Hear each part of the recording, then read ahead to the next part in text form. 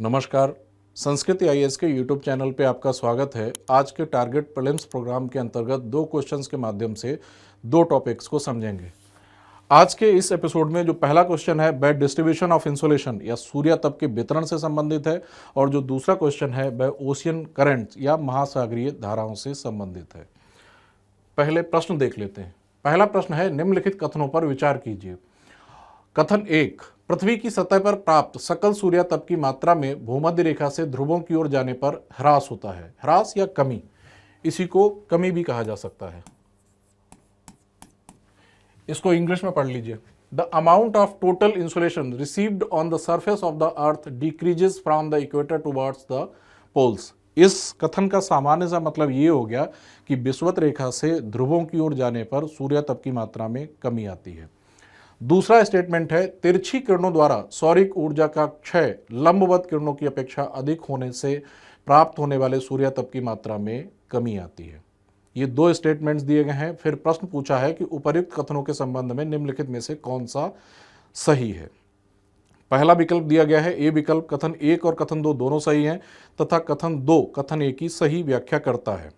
अगला विकल्प है, कथन 1 और कथन 2 दोनों सही हैं तथा कथन 2 कथन 1 की व्याख्या नहीं करता है। सी है, कथन 1 सही है किंतु कथन 2 सही नहीं है। डी ऑप्शन कहता है कथन 1 सही नहीं है किंतु कथन 2 सही है। पहले सूर्य तप के वितरण के बारे में कुछ बातें समझ लीजिए। आप लोग जानते हैं कि पृथ्वी वृत्ताकार है। यहां पर ये हो गई 0 डिग्री की विषुवत रेखा,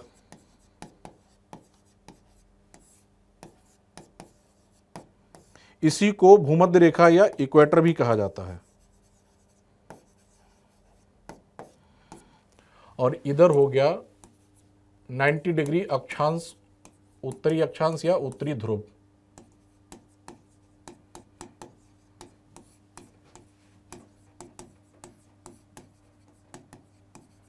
और इधर हो गया 90 डिग्री दक्षिणी अक्षांश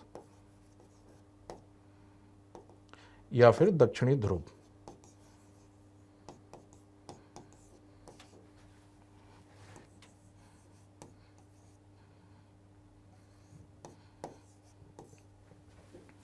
पृथ्वी जितनी भी ऊर्जा प्राप्त करती है वह संपूर्ण ऊर्जा सूर्य से प्राप्त करती है। मान लेते हैं कि इधर है सन और पृथ्वी सूर्य के चारों ओर चक्कर लगाती है और चक्कर लगाने के क्रम में ही सूर्य से ऊर्जा प्राप्त करती है। आप लोग देखेंगे कि जो विषुवत रेखा के आसपास के क्षेत्र हैं वे सूर्य से जो ऊर्जा प्राप्त करते हैं वे प्रत्यक्ष किरणों से या जो सीधी किरणें होती हैं उनसे प्राप्त करते हैं। और इन क्षेत्रों में अधिक ऊर्जा इसी वजह से प्राप्त होती है क्योंकि ये किरणें प्रत्यक्ष या लंबवत किरणें हैं। लेकिन जैसे जैसे विषुवत रेखा से ध्रुवों की ओर जाएंगे जो सूर्य की किरणें हैं वे तिरछी होती चली जाती हैं और तिरछी किरणों के चलते ही विषुवत रेखा से ध्रुवों की ओर जाने पर सूर्य तप की मात्रा में कमी आती जाती है। अब ये कमी क्यों आती है, उसके दो कारण हैं। पहला कारण है कि जो तिरछी किरणें होती हैं उनको वायुमंडल में अधिक लंबा मार्ग तय करना पड़ता है। तो अधिक लंबा मार्ग वायुमंडल में तय करने के चलते ही विसरण द्वारा, प्रकीर्णन द्वारा या परावर्तन द्वारा इन तिरछी किरणों से ऊर्जा का क्षय अधिक होता है। इस वजह से तिरछी किरणों से सूर्य तप की प्राप्ति कम होती है और इसी वजह से किरणों के तिरछे होने के चलते ही विषुवत रेखा से जैसे जैसे ध्रुवों की ओर जाएंगे दोनों ही गोलार्धों में वैसे वैसे सूर्य तप की मात्रा में कमी आती जाएगी। तो एक कारण हो गया कि जो तिरछी किरणें होती हैं उनको वायुमंडल में अधिक दूरी तय करनी पड़ती है। इस वजह से अधिक दूरी वायुमंडल में तय करने के चलते ही इनसे ऊर्जा का क्षय अधिक होता है। दूसरा कारण है कि जो प्रत्यक्ष किरणें होती हैं या लंबवत किरणें होती हैं वे प्रति इकाई सतह पर अधिक सूर्य तप प्राप्त करती हैं और जो तिरछी किरणें होती हैं वे अधिक विस्तृत क्षेत्र पर पड़ती हैं। इस वजह से प्रति इकाई सतह पर कम सूर्य तप की प्राप्ति होती है। तो किरणों के तिरछे होने के चलते ही विषुवत रेखा से ध्रुवों की ओर जाने पर सूर्य तप की मात्रा में कमी आती चली जाती है। जो उष्णकटिबंधीय क्षेत्र हैं उनमें सूर्य तप की प्राप्ति अधिक होती है क्योंकि इस क्षेत्र में लंबवत या प्रत्यक्ष किरणें प्राप्त होती हैं। अब समझिए पहला कथन, पृथ्वी की सतह पर प्राप्त सकल सूर्य तप की मात्रा में भूमध्य रेखा से ध्रुवों की ओर जाने पर ह्रास होता है या कमी होती है। ये बात सही है। हम लोगों ने अभी ही समझ लिया कि विषुवत रेखा से जैसे जैसे ध्रुवों की ओर जाएंगे, दोनों ही गोलार्धों में, चाहे उत्तरी गोलार्ध में चाहे दक्षिणी गोलार्ध में, तो विषुवत रेखा से ध्रुवों की ओर जाने पर सूर्यातप की मात्रा में कमी आती रहती है। इसी वजह से विषुवत रेखा के आसपास के क्षेत्रों में सूर्यातप की प्राप्ति अधिक होती है। इसीलिए ये क्षेत्र उष्ण कटिबंधीय क्षेत्र के रूप में जाने जाते हैं, और जो ध्रुवीय क्षेत्र हैं वे शीत कटिबंध के रूप में जाने जाते हैं। दूसरा है कथन, तिरछी किरणों द्वारा सौरिक ऊर्जा का क्षय लंबवत किरणों की अपेक्षा अधिक होने से प्राप्त होने वाले सूर्यातप की मात्रा में कमी आती है। ये बात सही है कि जो ध्रुवों की ओर जाने पर सूर्यातप की मात्रा में जो कमी आती है, उसका मुख्य कारण यही है कि विषुवत रेखा से जैसे जैसे ध्रुवों की ओर जाते हैं वैसे वैसे किरणें तिरछी होती चली जाती हैं। तो तिरछी किरणों से लंबवत किरणों की अपेक्षा सूर्यातप की मात्रा में कम प्राप्ति होती है। इसी वजह से विषुवत रेखा से ध्रुवों की ओर जाने पर सूर्यातप की मात्रा कम होती चली जाती है। तो जो दूसरा कथन है, ये कथन भी सही है। अब हमें ये बताना है कि कथन तो दोनों सही हो गए, इसलिए सी ऑप्शन और डी ऑप्शन तो पहले ही कट गया, क्योंकि इसमें लिखा है कथन एक सही है किंतु कथन दो सही नहीं है।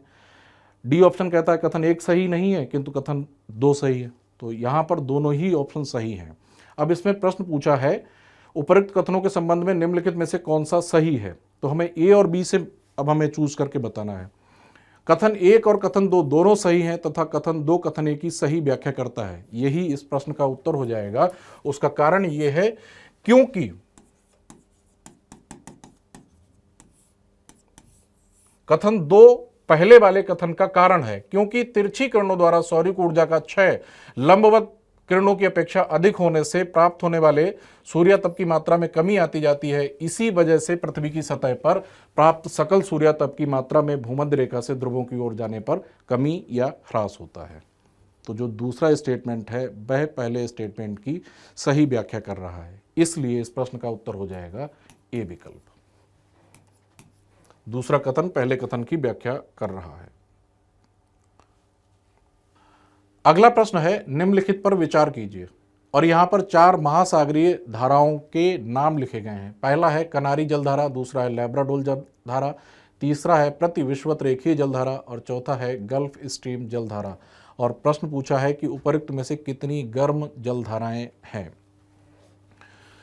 इस प्रश्न में दिए गए विकल्पों में से कितनी गर्म जलधाराएं हैं उनको हम बाद में समझेंगे, पहले जलधाराओं को समझ लीजिएगा।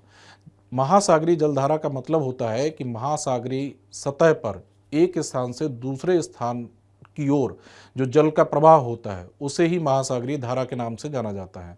महासागरीय धाराओं की उत्पत्ति कई कारणों से होती है, जैसे सूर्यातप में भिन्नता होना, महासागरीय जल के तापमान में भिन्नता का होना, महासागरीय जल के घनत्व में लवणता में अंतर होना। इसके अलावा महासागरीय धाराएं कई अन्य कारकों से भी प्रभावित होती हैं, जैसे महासागरों की सतह पर चलने वाली पवनों के द्वारा, कोरियोलिस बल इत्यादि के द्वारा भी महासागरीय धाराएं प्रभावित होती हैं। जिन महासागरीय धाराओं में जल का तापमान कम होता है उन्हें ठंडे जल वाली महासागरीय धाराएं या कोल्ड ओशियन करंट्स कह दिया जाता है, और जिन महासागरीय धाराओं का जल गर्म होता है उन्हें गर्म महासागरीय धाराएं कह दिया जाता है। तो पूरी पृथ्वी पर जब हम देखेंगे तो विभिन्न महासागरों में कुछ ठंडी और कुछ गर्म जल वाली महासागरीय धाराएं पाई जाती हैं। कौन कौन सी गर्म और कौन कौन सी ठंडी महासागरीय धाराएं हैं उसके लिए मैंने एक मैप लिया है। इसमें आप देखेंगे कि नंबर्स पड़े हुए हैं और यहाँ पर इन नंबर्स के माध्यम से यहाँ पर नाम लिख दिए गए हैं। यहाँ पर कोल्ड करंट्स दी गई हैं, ठंडी महासागरीय धाराएं। तो जहाँ जहाँ पर जो नंबर्स लिखे हुए हैं उनसे आप पहचान लीजिए, और जो नीले रंग से महासागरीय धाराएं दिखाई गई हैं वे ठंडी महासागरीय धाराएं हैं, और जो लाल रंग से जिनको दिखाया गया है वे गर्म महासागरीय धाराएं हैं। कोल्ड करंट्स में देखेंगे तो कैलिफोर्निया करंट, ये वाली महासागरीय धारा, ये ठंडी महासागरीय धारा है। दूसरी हो गई हम्बोल्ट करंट, इसी को पेरू की ठंडी जलधारा भी कहा जाता है, ये हो गई पेरू की ठंडी जलधारा।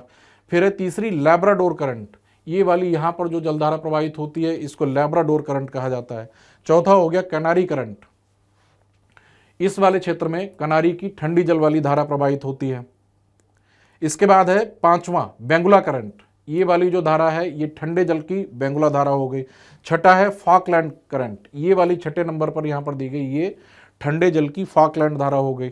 सातवां है वेस्ट ऑस्ट्रेलियन करंट, ये वाली जो जलधारा है ये सातवें नंबर पर ये वेस्ट ऑस्ट्रेलियन करंट या पश्चिमी ऑस्ट्रेलियाई ठंडी धारा हो गई। 8 है ओखोस्टक करंट, ये वाली ओखोस्टक की ठंडी धारा हो गई या ओयाशियो की ठंडी जलधारा हो गई।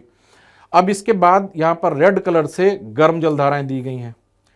बहुत सारी जलधाराएं हैं, अगर सबको एक एक करके देखेंगे तो ये वीडियो का ड्यूरेशन बहुत लंबा हो जाएगा, लेकिन एक इसका तरीका हो सकता है कि गर्म महासागरीय धाराएं और ठंडी महासागरीय धाराओं के लिए आप वीडियो को पॉज करिए और पॉज करके इसका स्क्रीनशॉट लेकर भी आप लोग समझ सकते हैं कि ठंडी महासागरीय धाराएं कौन सी हैं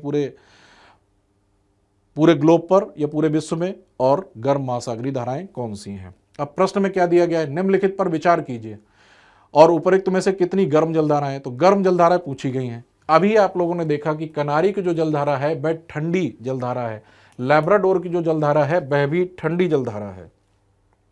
देखिए 4 नंबर पर यहां पर जो दी गई है ये कैनारीज करंट या कनारी की ठंडे जल वाली धारा है, और 3 नंबर पर यहां पर जो दी गई है ये लैब्राडोर की ठंडी जलधारा है, ये लैब्राडोर की ठंडी जलधारा। तो कनारी जलधारा और लैब्राडोर की जो जलधारा है वह ठंडे जल वाली महासागरीय धारा है। इसके अलावा जो तीसरा लिखा हुआ है प्रति विषुवत रेखीय जलधारा, ये एक गर्म जलधारा है। देखिए प्रति विषुवत रेखीय धारा प्रत्येक महासागर में चलती है और पश्चिम से पूर्व की ओर प्रवाहित होती है। यहां पर लिखा हुआ है 9 नंबर से इक्वेटोरियल काउंटर करंट, ये अटलांटिक महासागर में चलने वाली प्रति विषुवत रेखीय जलधारा है और रेड कलर से दिखाई गई इसलिए ये गर्म जलधारा है। यहां पर देखेंगे तो ये हिंद महासागर के क्षेत्र में इक्वेटोरियल काउंटर करंट है, ये भी एक गर्म महासागरीय जलधारा है।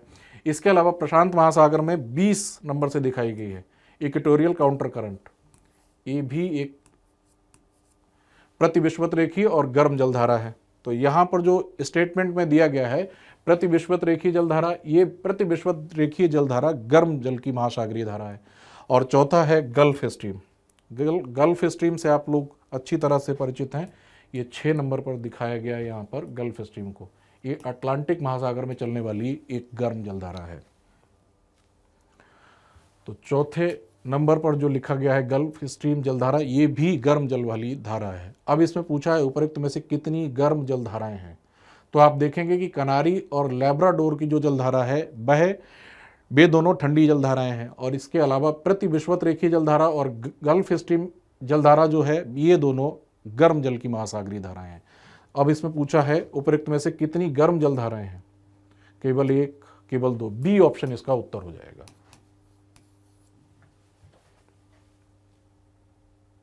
और थैंक यू। और आज के एपिसोड में इतना ही, अब हम लोग अगले एपिसोड में मिलेंगे। धन्यवाद, नमस्कार।